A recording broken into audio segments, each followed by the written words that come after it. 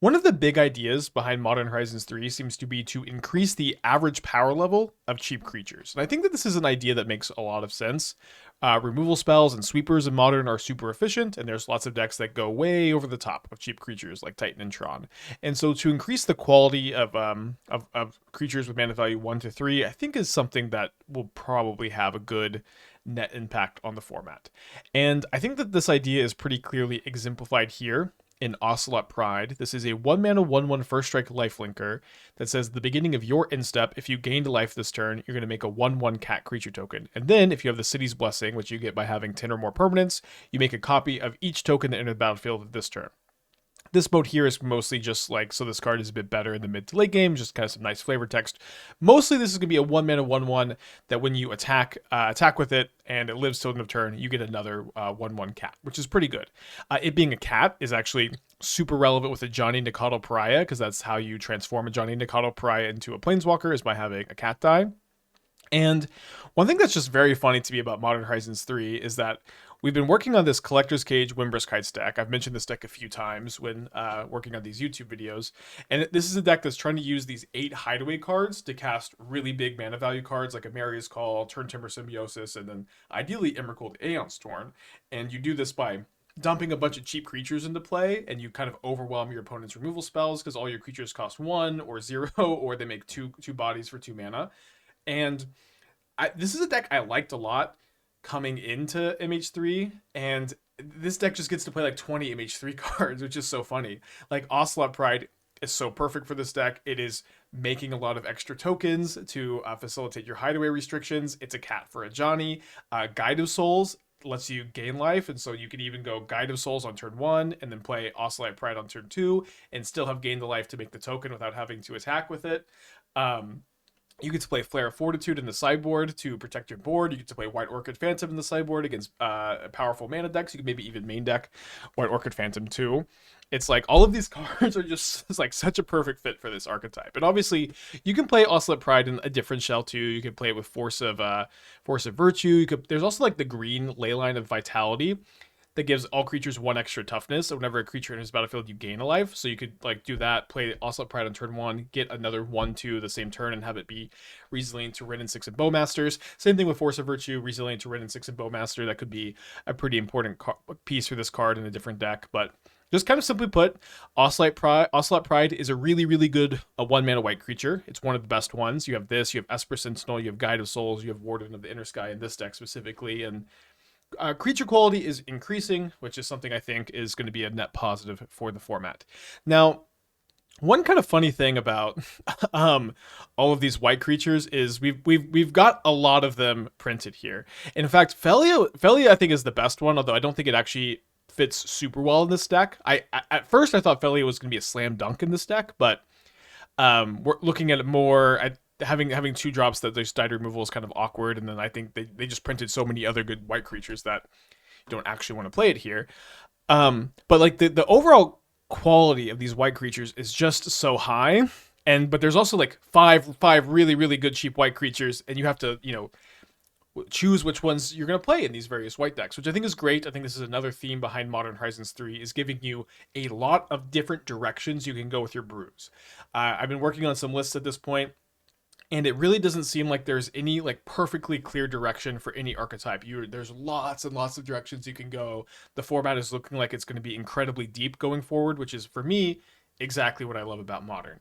And so here, like a Johnny Nikado Pariah is an incredible 2-drop. In fact, it's would be one of the best white two drops in the format going into MH3.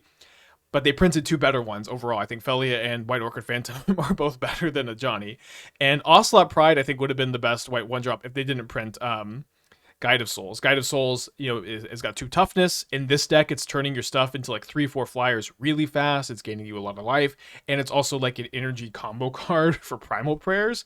And so it's like Ocelot Pride and the Johnny for me would both like be higher on this list if it wasn't if it didn't have to compete so hard with some of these other cards. Obviously, it can, you can play with all these cards too, but Some of them are a little bit higher quality. They all go in slightly different shells. Like I think there's gonna be a Felia, White Orchid Phantom, Solitude, Ephemerate, Recruiter of the Guard deck. That'll be pretty fun.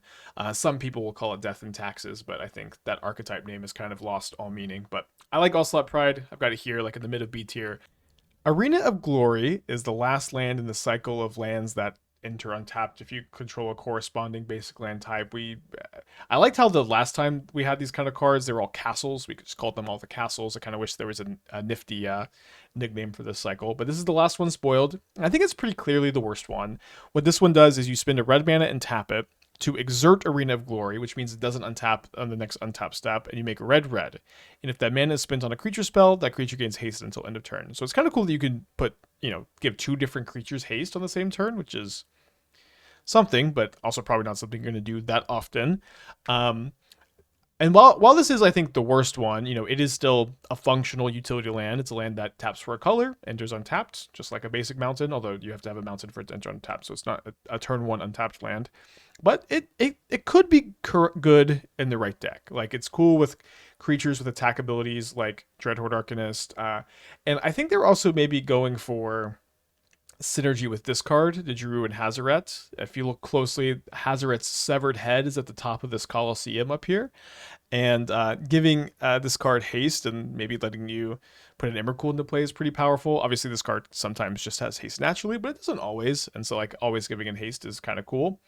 And the problem with, like, these two cards is I think that these are two of, like, the best things you could give haste to. I'm sure maybe there's a few other that are a little bit better, but these kind of cards are already, like, not very good because they don't have haste, and obviously giving them haste sometimes will make them a lot better than they usually would, but like it's kind of like not the most powerful 2-card combo to play in your deck, especially considering that Arena of Glory doesn't untap during your next untap step if you exert it. So a cool card.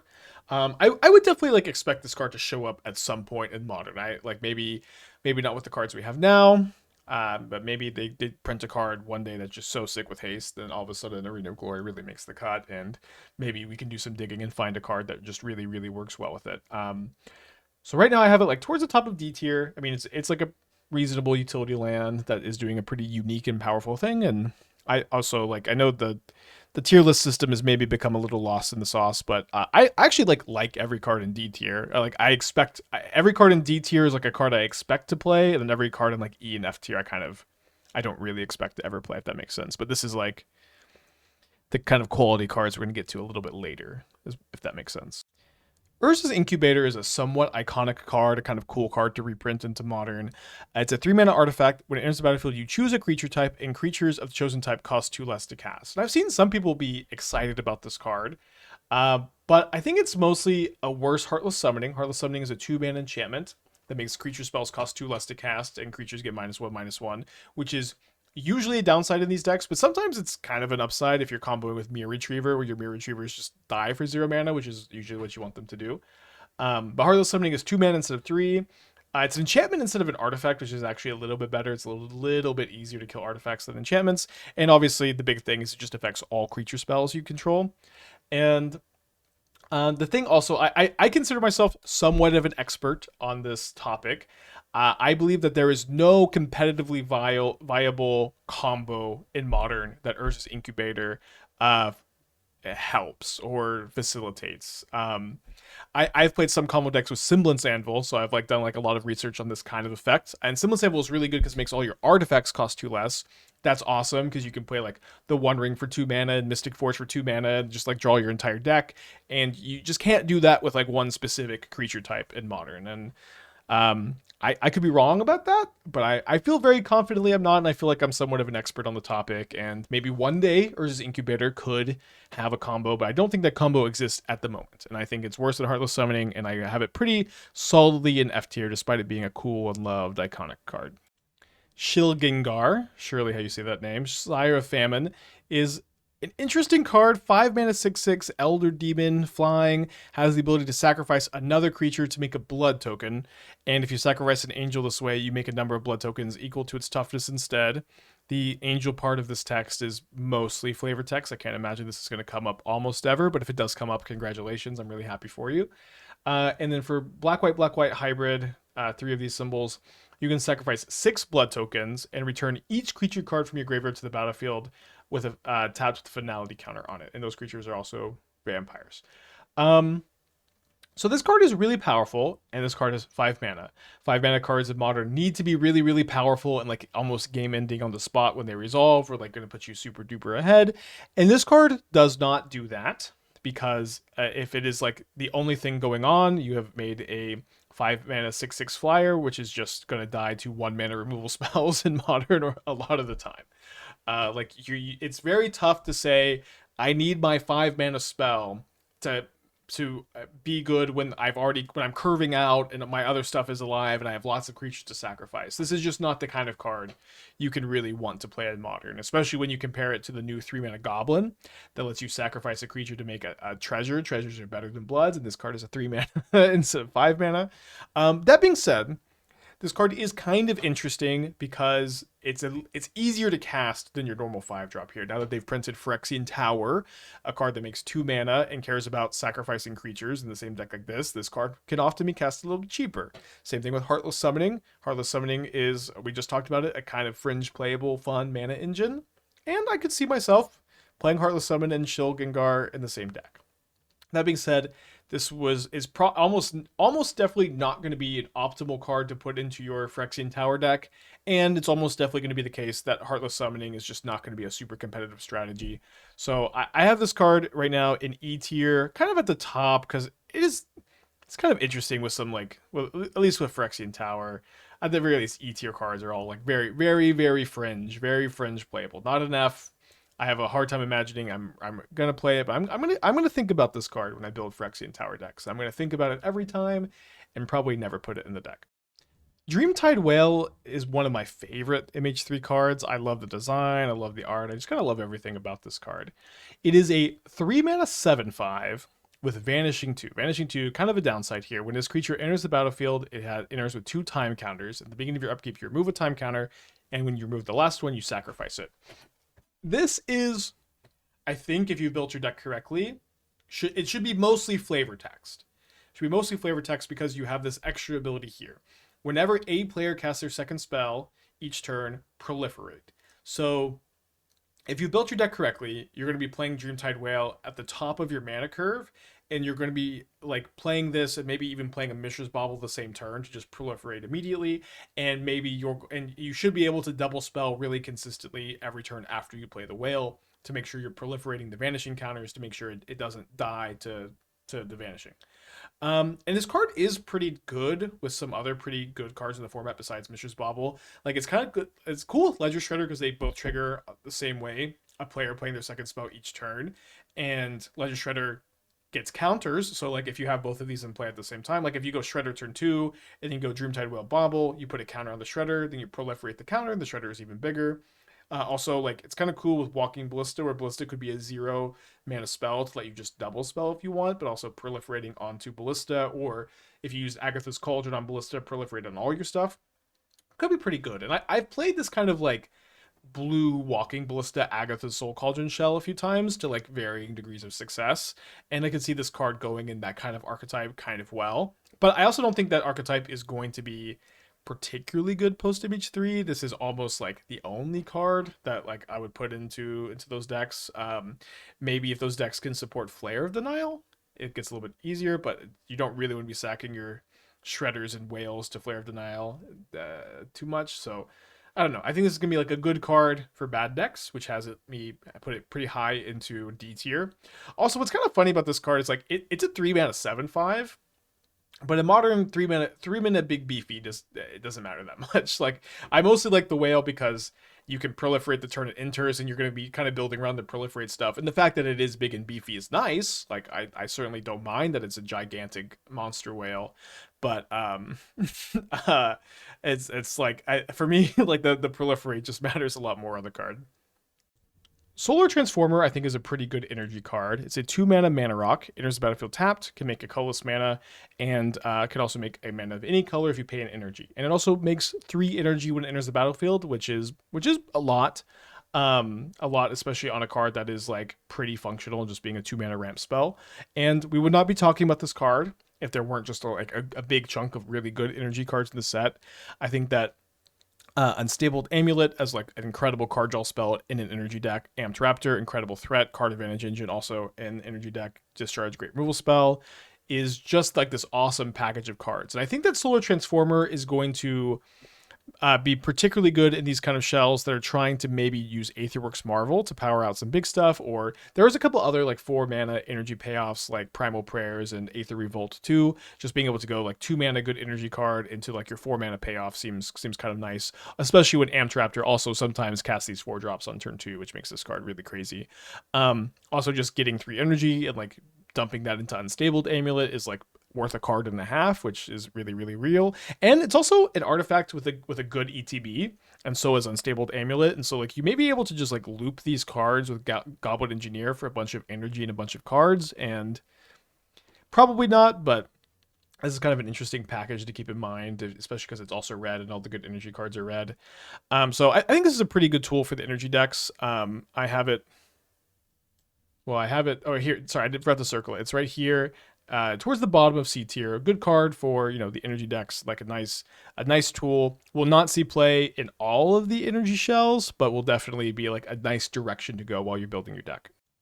Branching Evolution is a pretty cool counter doubler. If one or more counters would be put on a creature, twice that many counters are put on it instead. Very similar to Hardened Scales, except instead of just +1 counter, it doubles. And so this could be kind of interesting to like double all of the counters that you modular onto another creature with Arcbound Ravager. It could be kind of nice if you have like the 1-mana Ocelot in play, double those counters instead. If you have Hardened Scales also with this in play, things can get really crazy. But the problem is that this card is 3 mana, and 3 mana kind of setup enchantments are just very, very tough to be competitively viable in Modern. And when you already have access to like just a cheaper version, like Hardened Scales being 1 mana, like a 1 mana setup card is so much more premium than a 3 mana one. And I've played a lot of Hardened Scales. It was like my go-to tournament deck for a long time, and I just don't think I would basically ever play this card over Scales or the Ozolith, and or the 2 mana Ozolith, and like it just is not going to make the cut in that deck, and I don't think there's another good +1 counter deck out there. So I've got this unfortunately stuck in F tier, just not going to make the cut. I think basically ever, unless there's unless a card gets printed that's like just like you play this and then you play the other card and you combo kill your opponent immediately. That's kind of what it would take for this card to get out of F tier. Hydroelectric Specimen is the blue creature MDFC. Front half is a creature, back half is a land that enters untapped and taps for blue if you pay 3 life, or tapped if you don't pay the 3 life. And it's kind of funny to me that we had this card in Magic Origins, which was just a rare 3 mana 1/4 flash. Enters the battlefield, change the target of spell or ability to Mizium Meddler. Specimen is a little bit worse because it can only change the targets of instants or sorceries to Hydroelectric Specimen, but it's very, very similar. And it's kind of funny that this rare is now an uncommon that could also just be a land. Now, this card is kind of nice. It's cool that you can like counter lightning bolts and other red removal spells pretty well with it. But this card is also a blue creature that like can enter ETB, instant speed, and sack to Flare of Denial. Can also pitch to Subtlety, can pitch to Force of Negation, which are all like really, really critical. And the fact that it's good with all of the blue pitch spells, I think just makes it a really, really important tool for building decks in Modern. It's also something you can, use with Ephemerate to like rebuy the ETB. So like it's like not that powerful of a card, but it synergizes with a lot of really, really good cards in the format while also just being a blue land. So I think it is the best of all the MDFCs, but we don't need to get too lost in the sauce. These are all really good, and there's lots of reasons to play them, and they're ultimately not that exciting because they're just utility lands. Ugin's Binding is a really cool card, but unfortunately, I think it is the most overhyped card in Modern Horizons 3. Let's take a look at it. 3 mana, return target non-land permanent you don't control to its owner's hand. Let's just talk about this mode really, really quickly. This is an awful exchange of resources in Modern. Spending 3 mana to balance your opponent's thing is such a bad exchange of resources. You really, really want to stay away from 2 mana bounce effects, let alone 3 mana ones. And obviously you're not playing it for this effect. Notably, also you can't even like bounce your own 1 ring and reset your ring with this card. It's only your opponent's stuff, which I would like it a lot more if you could bounce your own stuff. But obviously, people, what they like about this card is whenever you cast a colorless spell, mana value 7 or greater, exile from your graveyard. When you do, you get to overload Cyclonic Rift, bounce each non-land permanent you don't control to its owner's hand. And obviously, this is very powerful. If this card is in your graveyard, you cast a big 7 mana colorless spell, you're probably going to win the game. But the problem is that this effect is super win more. If you're casting 7 mana colorless spells, you're casting Ugin, Ulamog, Emrakul, the Once Upon a Time card that gets rid of a colored permanent. It's also like All Is Dust is also a really common colorless card that's going to be played, I think, and these cards play really poorly together because this is just what you want to use All Is Dust to kill all their stuff, but this bounces all their stuff. So there's a big non-bow here. And the problem is when you're playing the Eldrazi deck and you get to the point where you're casting your 7 drops, you should be winning these games basically every single time, or the huge chunk of the time when you start to cast this big stuff. You are already going to be winning most of these games. Not all of these. Obviously, Ugin's Binding has text, and sometimes you would be playing games where it does win you the game, but I think way more often it's going to lose you the game because you spent 3 mana to do a really inefficient play. It's just so inefficient on the front half. It's such a poor play early. And I think what's going to happen a lot of the time is you're going to use it early. And just because you got so behind using this card, you're just going to lose.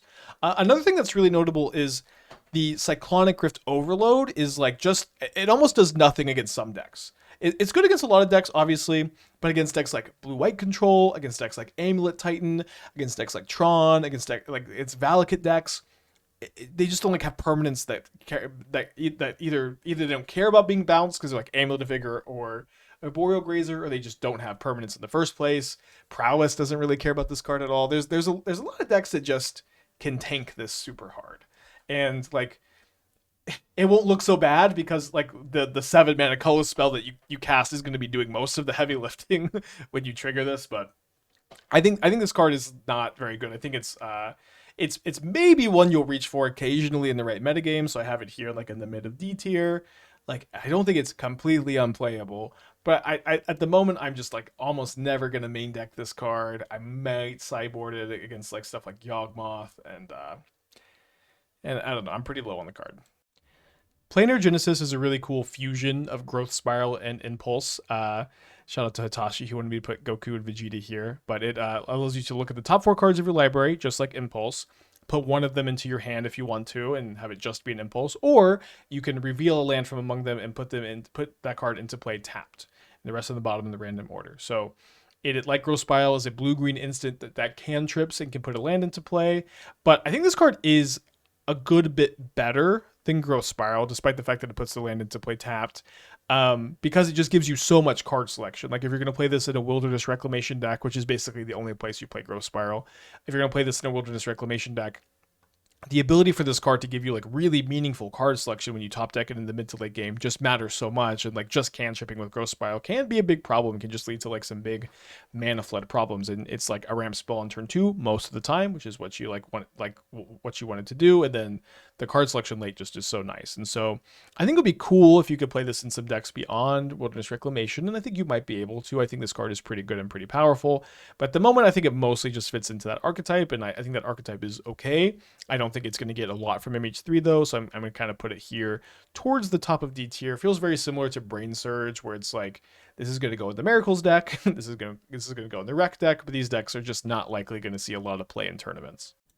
Savine's Reclamation is a really cool reprinting into Modern from Commander/Legacy. I've seen a lot of Legacy players playing this card and having a lot of fun. I've been kind of jealous, and I think this is an awesome addition to Modern. I think overall, they've done a great job selecting which cards to print into Modern for the first time that are not like, uniquely designed in the Horizon set, and I want to give a big thumbs up to this card too. So like a Cosmic Rebirth, this returns target permanent card with mana value 3 or less from your graveyard to the battlefield. But if the spell was cast from your graveyard, you can copy it and choose a new target for the copy. So the front side is not that powerful. Like, if you can return Teferi, it's pretty good, but having a Teferi in the yard on turn 3 isn't going to happen that often. But, you're going to return, a 2-drop or just a fetch land on turn 3 with Savine's Reclamation. But then you get set up to have like a really powerful 2-for-1 when you flash it back in the graveyard. And this card is just basically a 3-for-1 because you get the first card up front and 2 more later. There's also some like really significant mill synergies with specifically Falahi Archaeologist, where this is going to come down, be able to mill Sabine's Reclamation, potentially put it into your hand if you didn't find anything better, but also just milling it and flashing it back later seems awesome. Archaeologist is also like a good card to return with Reclamation, which seems really nice.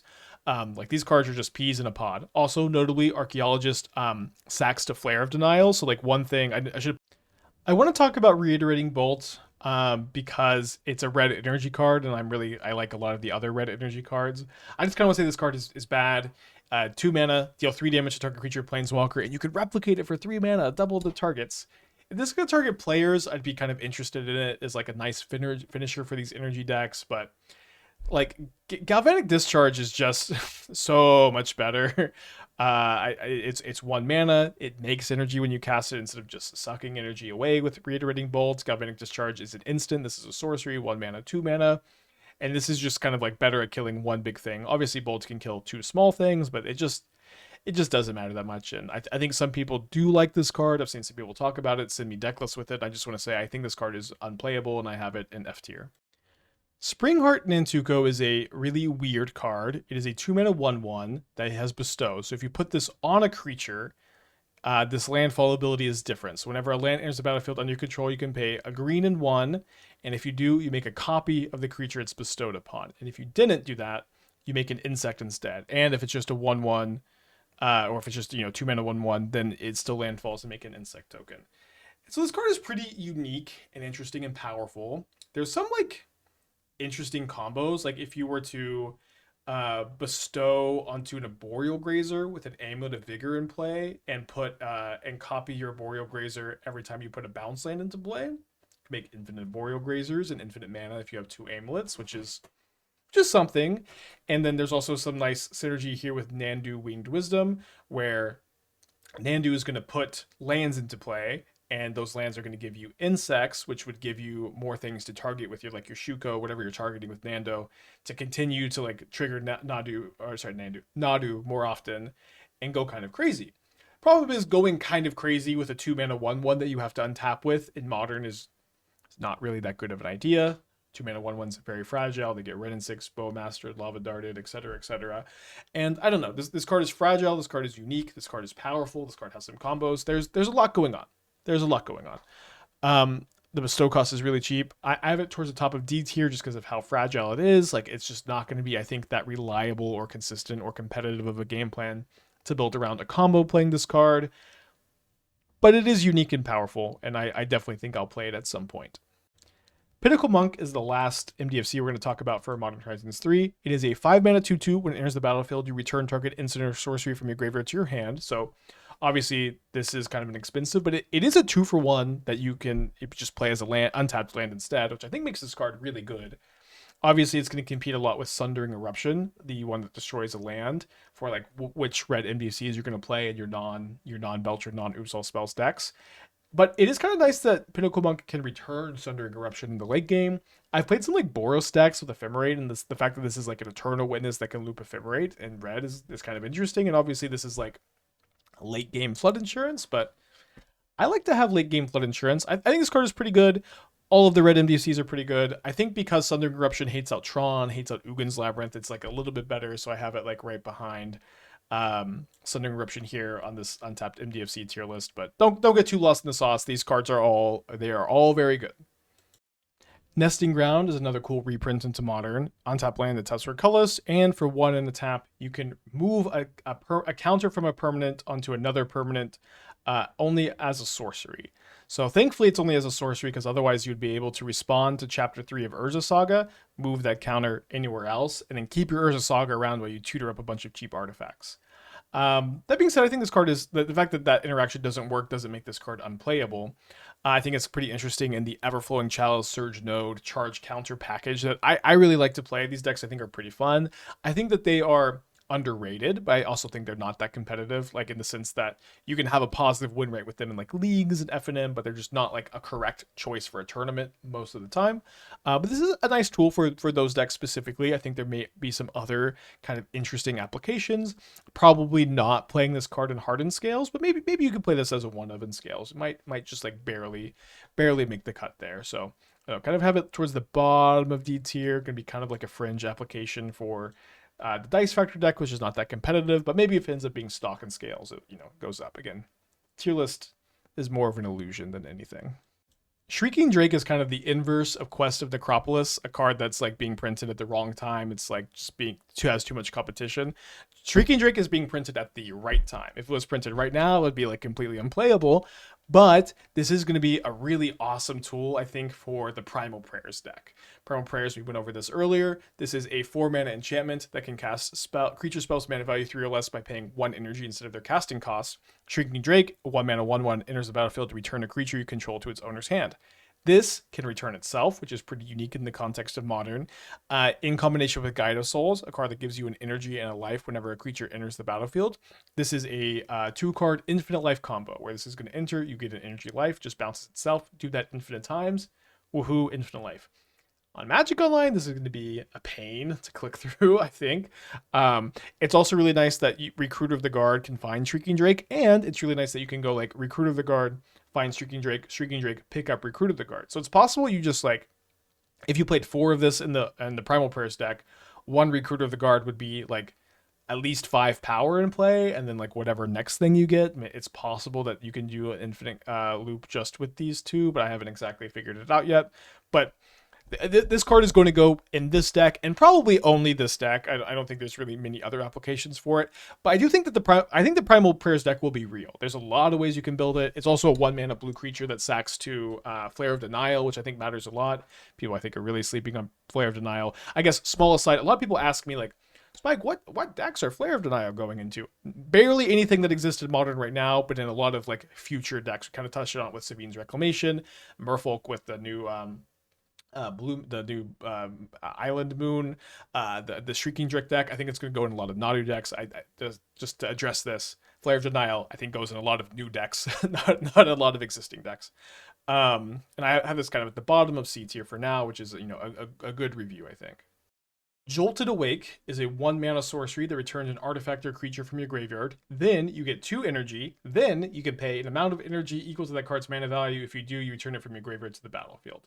So this is another really good tool for energy cards. I love that this gets your Unstabled Amulet back if it dies, which I think is really, really nice. I love that if you return a Mishra's Bauble, you just get to cycle it for 1 mana while also going up 2 energy, which turns it into the blue cantrip that draws a card, makes 2 energy, so you kind of have access to this kind of effect in white, or you could be Jeskai and play both, which I think is really nice. Returning Amped Raptor is not that good of a thing to do with Jolted Awake, which is a problem because Amped Raptor is the best energy card in the set. But if you Amped Raptor into Jolted Awake, you can cast it and get back a Bauble if you also had a Bauble in your hand, but there's going to be maybe an issue of like hitting this and bricking. But also, if you return Amped Raptor with Jolted Awake, you do still get the 2 energy from the ETB. So, 1 mana, 2/1, first strike, make 2 energy isn't the worst thing to do with this all the time, but I do think there's a little bit of tension here with the Raptor, which is kind of a problem. But I think it'll probably end up being okay, especially if you play Dragon Rage's Channeler too. This card plays kind of nicely with this one. So kind of like the other energy cards that are not Amulet, Galvanic Discharge, Raptor, a nice option to go with the energy deck. Again, theme of MH3. They're giving you a lot of tools that can go in a lot of directions. There's not really a super clear way to build these decks. I've started to build them, and I think there's probably like 7 or 8 ways to build the energy deck. So I've got it kind of at the top of D tier, kind of fringe, like a nice option for these strategies. But at the moment, I'm thinking it's not going to be like in the best energy deck, which just kind of puts it in D tier for me. Hope and Quaddle is a really cool 3-mana Eldrazi. I want to make a small aside. There are some 2-mana Eldrazi that are like color 1. They're all F tier because you can't Ugin's Labyrinth or Eldrazi Temple into them, in my opinion. All of the Eldrazi decks I've been looking at just like really want to mulligan really hard for these cards. And like what's powerful about Eldrazi decks is like discounting the casting cost of Temple and to a lesser extent Ugin's Labyrinth.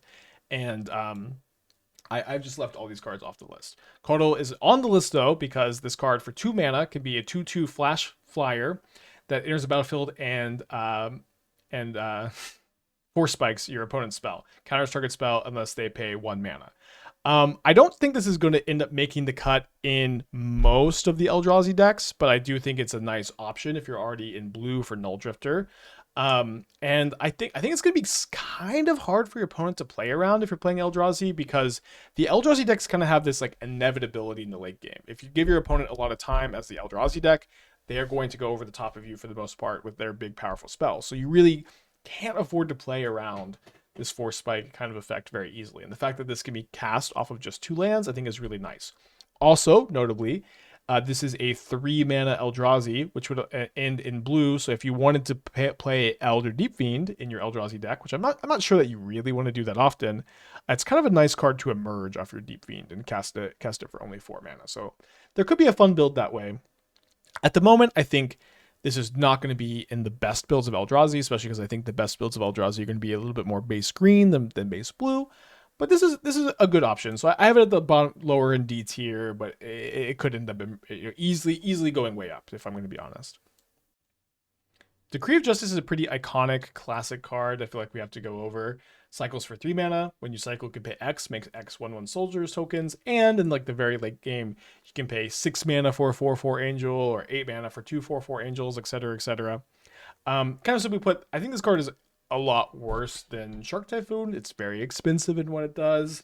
Modern is really not about games like this at all, I think, and if I wanted an effect like this, I would play Typhoon. If I wanted to make tokens, there are better effects too. I think this card is very cool, very iconic, and also just clearly an F tier, unplayable. I'm sorry, peace and love. Okay, at this point in the video, the tier list stuff is going to get a little janky. It didn't save on the website. I hit save, it didn't save, and I have images of it, but I don't have the original file anymore. And I thought I had every card spoiled because they were all supposed to be out, and they weren't. There's a few extra cards here we're going to go over, and they're kind of just placed on top of the image. We're going to get over the finish line, though. This is one of those cards, Accursed Marauder. This is a 2 mana 2/1. Enters the battlefield. Each player sacrifices a non-token creature. This card is pretty interesting in the sense that it is going to be, I think, pretty nice in the Phyrexian Tower Chthonian Nightmare decks. This is a nice ETB to recur with your Cursed Marauder. You sacrifice it to Nightmare, bring something else back, then bring it back later to kill your opponent's creatures. I think that's awesome. It lets you sacrifice cards like Stitcher Supplier and Bloodghast and like get a little bit of extra value out of it. And kind of simply put, this card is also just 2 mana. It's like much better than other versions of this card, like Fleshbag Marauder we've seen in the past. Just a whole point off the casting cost is awesome. Notably, this also gives this kind of shell a tool to beat Leyline Scion. Leyline of the Guild Pact plus Sign of Draco gives your opponents hexproof, flying, lifelink tramplers that are hard to interact with. And I was a little bit, that was one thing I was really worried about with like the Phyrexian Tower Nightmare decks, is you might have a hard time with that package of cards outside of just griefing them out of your opponent's hand. But this is going to be a really nice tool for answering that. So I don't know if it's going to be a card you main deck. It kind of depends on like what the metagame looks like. Probably a card you sideboard in most of these lists though. So I've got it kind of towards the bottom of D tier just because I don't think it's going to be stock main deck in the Tower Nightmare deck. But it's metagame dependent. D tier is definitely playable. D tier is definitely playable, but you know, for more fringe archetypes, and like sometimes D tier is also again cards that just like are like not going to be stock in these lists. They're going to be like more metagame dependent options, if that makes sense. So we've been talking a lot about Iskmir Iron Eater. This is a card that's trying to like innovate a new archetype in Modern, I think. Very, very powerful card. 8 mana, affinity for artifacts, 5/5. Draw X cards, where X is half of the number of artifacts you control, and you also lose that much life, and it can also deal a lot of damage. This card is really powerful. I think it probably wants you to build a different kind of affinity deck, maybe that's like leaning into cards like Oni Cult Anvil, Shrapnel Blast, trying to be like a little bit more aggressive, which I think is probably a good direction to go for affinity. Because like one big problem with that deck is you just put like a bunch of big beefy creatures in play, and you're just kind of weak to sweepers and combos and stuff. I think Refurbished Familiar is going to be a good tool for these decks, or for this deck specifically, rather. It is a 4 mana artifact zombie rat with affinity for artifacts. So if you control 3 other artifacts, it costs 1 mana.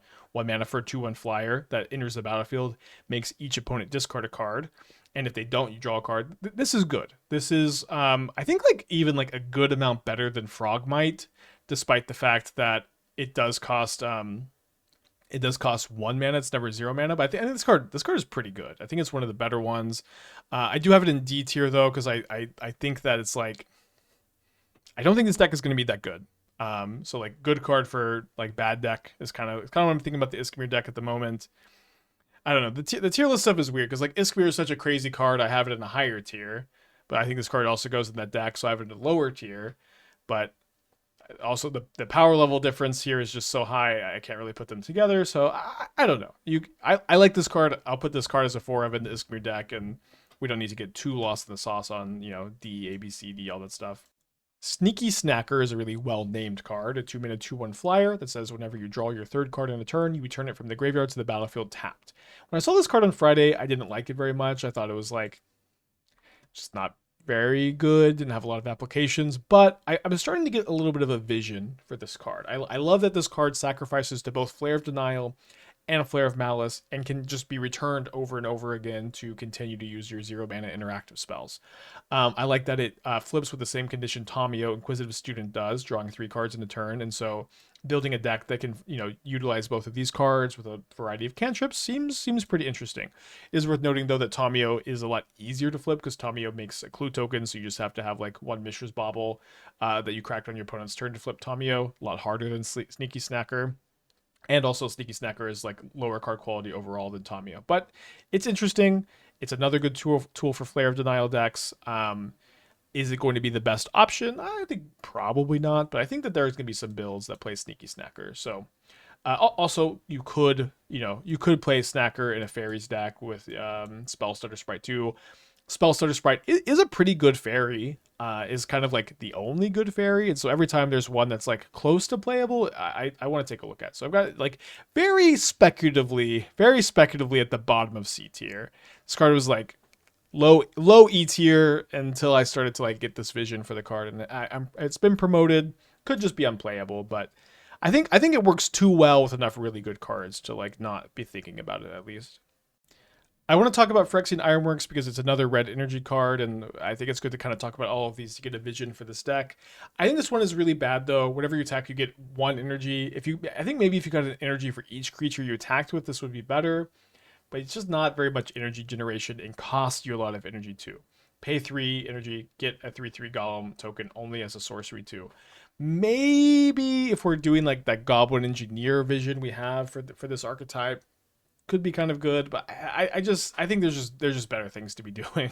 Just not that powerful, kind of slow, and just not giving you a lot back for your investment. So got it at the very bottom of E tier because I don't think that there's 0 hope, but I think it's just not good enough. I don't think I've done this all series, but I want to talk about these 2 cards together. I think they're very similar and both kind of interesting. Eldrazi common uncommon. One is a 3 mana 3/3. Whenever you cast and whenever it dies, you make a spawn. And this one says whenever you sacrifice a non-token permanent, make a spawn. Again, these cards are castable off Eldrazi Temple. A lot of the other commons and uncommons aren't, so I'm just not talking about them. But I could see Eldrazi Repurposer being a nice tool in the green-based Eldrazi decks. You won't play it all the time. It's, I think, a little bit better than Matter Reshaper, but right now a lot of my Matter Reshapers just not making the cut in a lot of my Eldrazi decks. And then Skittering Precursor is a little bit different, but if you're going to pair it with cards like Mishra's Bauble, Chromatic Star, Chromatic Sphere, you could do some crazy stuff with this card. And it's also, again, castable off Temple, which makes it pretty considerable. Again, I think these cards are going to not quite make the cut usually for Eldrazi, but I think that they are both going to occasionally make the cut for these decks. And so I've got them here kind of at the bottom of D tier. I think the green one, I think Repurposer is better than Precursor because it's green, and I think the green Eldrazi are better than the red ones at the time of recording. But again, just not always making the cut. So kind of at the bottom of D tier. One more card that I'm having a really hard time figuring out is Benevolent Rumble. It's actually like a pretty good graveyard enabler. You look at the top 4 cards of your library, put a permanent from among them into your hand, the rest go into your graveyard, and then you make a spawn. This card is weird because I don't think you want to play it in the Eldrazi deck, probably. I think you want to be playing this in a deck that cares about ramping a little bit and cares about card selection and cares about graveyard enabling. This card is pretty interesting at doing that. I think it's kind of unique in what it does. And this card could end up playing really, really well. It could end up being completely unplayable. It does do a lot for 2 mana. But like the kind of things, like the kind of deck that wants this kind of card is like very rare, and usually these decks suck. So I don't know. I have it at the moment towards the bottom of D tier. Again, I'm just kind of putting these like last few comments on top of the image. Doesn't need to be too exact. These card is, just keep it in mind when you're building your decks. Don't need to overthink it. It is interesting. It is like powerful enough to see play, but the decks this kind of card goes in usually suck. And 253 slides later, we are done talking about the spoilers. Now, we have months and months and months to really dive into it. I'm going to be streaming every single day for as long as I can, trying to figure out these cards. Ultimately, just reading them, not playtesting them, it's not going to give you a clear picture. The purpose of this tier list, the purpose of these videos have been to help you and me digest these cards, so we can start ahead of time, thinking about how we're deck building, trying to figure it out. I'm sure I'm way off about a lot of this stuff. I'm sure a lot of stuff that I thought was great is going to underperform, and a lot of cards I didn't think was great are going to overperform. It's just kind of inevitable with such like a drastic, revolutionary, game-changing set. I think that this is going to be a positive impact to Modern that's going to bring a lot of new archetypes and a lot of new tools. And I think that the deck building with MH3 is just going to be so sweet. I think it's going to be better than MH1 and MH2, just like how interesting the deck building is going to be. I've started already, and it is just, ooh, it's really good. My favorite thing to do with Magic is deck build, and this is going to be, I think, my biggest challenge yet. So hopefully you'll join me for the ride. I'm going to be posting Twitch VODs over here on YouTube like usual. If you can't catch the stream, hope you can catch the stream. Thank you so much for watching this video and the other ones. The feedback here has been really great, and I appreciate the positive reception to these videos. It's really helped me continue to go and continue to make them. And I'm going to continue pushing as hard as I can. So thank you so much. Thank you for joining. Blah, blah, blah. See you next time.